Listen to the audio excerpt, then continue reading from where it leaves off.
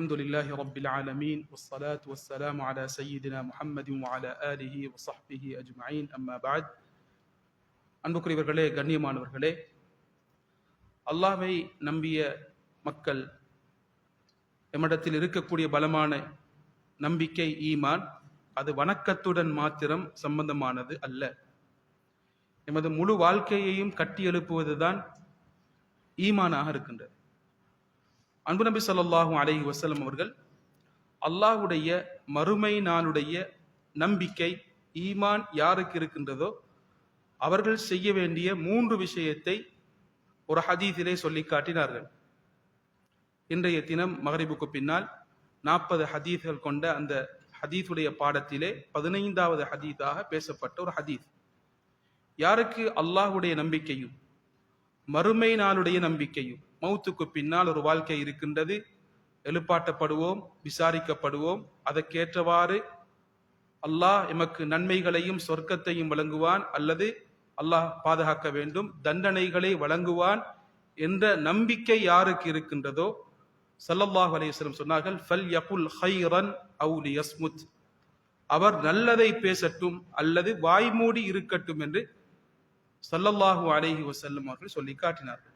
அன்புக்குரியவர்களே, கண்ணியமானவர்களே, ஒரு மனிதனின் ஈமான் உறுதியாக வேண்டும் என்றால் நாவு சீராக வேண்டும்.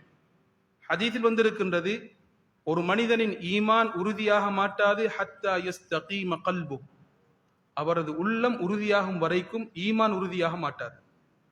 வலா யஸ்தகீமு கல்பு, ஒரு மனிதனின் உள்ளம் உறுதியாக மாட்டாது ஹத்தா யஸ்தகீம லிசானு, ஒரு மனிதனின் நாவு சீராகாத வரைக்கும், உறுதியாகும் வரைக்கும் அந்த மனிதனின் உள்ளம் உறுதியாக மாட்டாது என்று ஸல்லல்லாஹு அலைஹி வஸல்லம் அவர்கள் ஹதீஸிலே சொல்லி காட்டினார்கள். இதனால் தான் ஹதீஸில் வந்திருக்கின்றது, ஒரு மனிதன் ஈமானின் யதார்த்தத்தை அடைந்து கொள்ள வேண்டும் என்றால், உண்மையான ஈமானை அடைந்து கொள்ள வேண்டும் என்றால் ஹத்தா யஹ்ஸன மின் லிசானி, தனது நாவை கட்டுப்படுத்த வேண்டும் என்று ஸல்லல்லாஹு அலைஹி வஸல்லம் சொன்னார்கள்.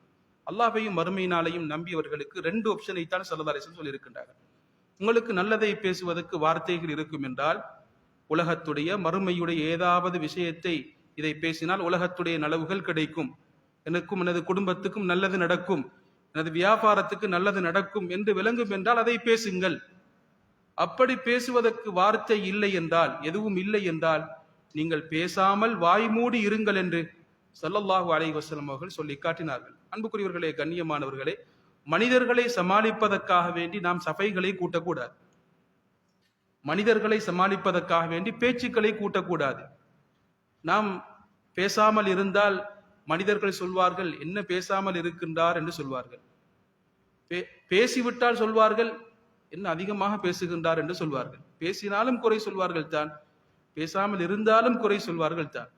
அன்புக்குரியவர்களே, கண்ணியமானவர்களே, அல்லாஹு தஆலா சொல்லக்கூடிய குர்ஆனுடைய வசனம் நமக்கு முன்னால் எப்பொழுதும் முன்னால் தெரிய வேண்டும். மா யல்ஃபிது மின் கௌலின் இல்லா லதைஹி ரகீபுன் அதீத், மனிதன் பேசக்கூடிய ஒவ்வொரு வார்த்தைக்கு முன்னாலும் 2 மலக்குமார்களை அல்லாஹ் சாட்டி இருக்கின்றார். அவர்கள் நல்லதையும் எழுதி கொண்டிருக்கின்றார்கள், கெட்டதையும் எழுதி கொண்டிருக்கின்றார்கள் என்ற குர்ஆனுடைய வசனம் நமது கண்ணுக்கு முன்னால் ஞாபகத்தில் இருந்து கொண்டே இருக்க வேண்டும். ஸல்லல்லாஹு அலைஹி வஸல்லம் அவர்கள் முஆத் ரலியல்லாஹு அவர்களை பார்த்து சொன்னார்கள், இதை நீங்கள் கட்டுப்படுத்திக் கொள்ளுங்கள் என்றார்கள். முஆத் ரலியல்லாஹு கேட்டார்கள், யா ரசூலல்லாஹ், நாங்கள் பேசக்கூடிய பேச்சுக்களுக்கு குற்றம் பிடிக்கப்படுவோமா என்று கேட்டார்கள். நபி ஸல்லல்லாஹு அலைஹி வஸல்லம் சொன்னார்கள், வஹல் யகுப்புன் நாஸ் அலா வுஜூஹிஹிம் இல்லா ஹஸாயிது அல்சினதிஹிம், நாளை மறுமை நாளையிலே மக்கள் முகங்குப்புற நரகத்திலே வீசப்படுவதற்கு காரணம் அவர்களது நாவுகள் செய்த அறுவடைகள். எதை பேசினார்களோ அந்த பேச்சுக்கள் தான் அவர்கள் நாளை மறுமை நாளையிலே நரகத்துக்கு போவதற்கு காரணமாக அமையும் என்று ஸல்லல்லாஹு அலைஹி வஸல்லம் சொன்னார்கள். இரண்டாவது நபி ஸல்லல்லாஹு அலைஹி வஸல்லம் சொல்கின்றார்கள், யார் அல்லாஹ்வையும் மறுமை நாளையும் நம்பி இருக்கின்றாரோ ஃபல் யுக்ரிம் ஜாரஹ், தனது அண்டை வீட்டாரை, நேபரை கண்ணியப்படுத்தட்டும் என்று ஸல்லல்லாஹு அலைஹி வஸல்லம் சொன்னார். அல்லாஹ்வை வணங்குவதுடன் பக்கத்து வீட்டாரை கண்ணியப்படுத்துவதை அல்லாஹ் குர்ஆனுடைய ஒரு வசனத்திலே சொல்லி இருக்கின்றார். பக்கத்து வீட்டாரை அல்லாஹ் 2 முறையிலே பிரித்திருக்கின்றார். வல் ஜாரிதில் குர்பா வல் ஜாரில் ஜுனுப், சொந்தமுள்ள ரிலேஷன் உள்ள பக்கத்து விட்டார்கள், 2வது சொந்தம் இல்லாத பக்கத்து விட்டார்கள். பக்கத்து வீட்டில் இருப்பவர்கள் சொந்தக்காரர்களாக இருந்தால் அவர்களுக்கு செய்ய வேண்டிய கடமைகள் நிறைய இருக்கின்றன. பக்கத்து வீட்டில் உள்ளவர்கள் சொந்தம் இல்லாமல் இருந்தாலும் அவர்களுக்கு செய்ய வேண்டிய கடமைகள் இருக்கின்றது. இதை தாண்டி அல்லாஹு தஆலா இன்னும் ஒரு சொந்தத்தை பக்கத்து உறவை பற்றி பேசுகின்றான். வஸ்ஸாஹிபி பில் ஜம், தோளோடு தோள் நின்றவர்கள்.